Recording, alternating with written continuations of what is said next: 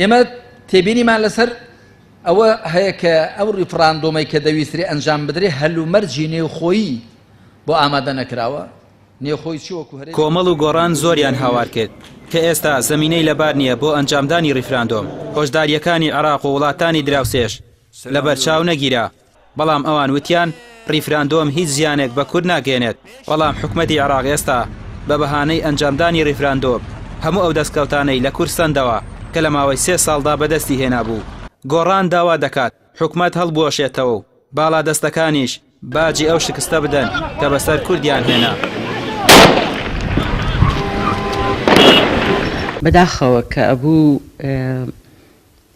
مەسعود بارزانی و هاو ئاوازەکانی بە قسەی بزوتنەوەی گۆڕان و کۆمەڵیان بکردا بۆی نەگەیشتینایەتە ئەم دۆخە کە بە بڕۆی منەمە ئاش بەتاڵێکی کەیە.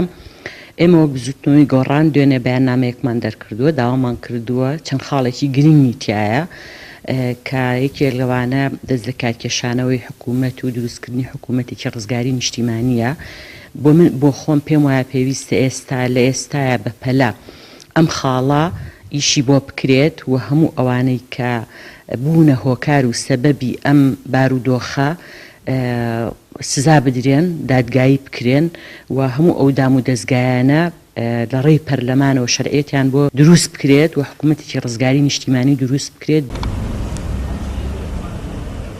کۆمەڵی ئیسلامی کوردستان پێی وایە بە ئەنجامدانی ریفراندۆم کورد باشترین بەهانەی دا بەدەست عێراقەوە بۆ گرتنەوەی ناوچەکێشە لەسەرەکان.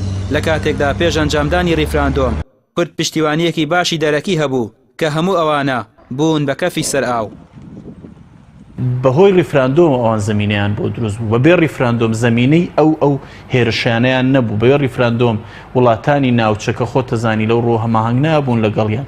ئێستا یعنی هاوپەیمانان بێدەنگ نابوون لە بەرامبەری لانی کەم. ئێستا هۆکاری ئەوەی کە حکوومەتی عێراقی ئەو هەنگاوانەی بۆ ئەچێتە سەر و ڕەنگە هەنگاوی کەش بنێ ئەوەیە کە کورد بێ پشتیوانە لە ڕووی نێودەوڵەتیەوە لە ئێستادا بەرەنجامی ئەو بڕیارە هەڵانەی کە بڕیار بەدەستانی هەرێمی کوردستاندان.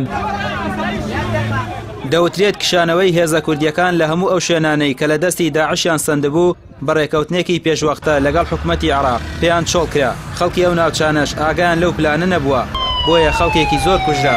ئێستا خەڵک هەمووی سەرکۆنەی ئەو پلانە دەکەن و لە پارتی و یەکێتی تووڕان. ڕەمێ عوسمان، کەناڵی ئاسمانی پێام، سلێمانی.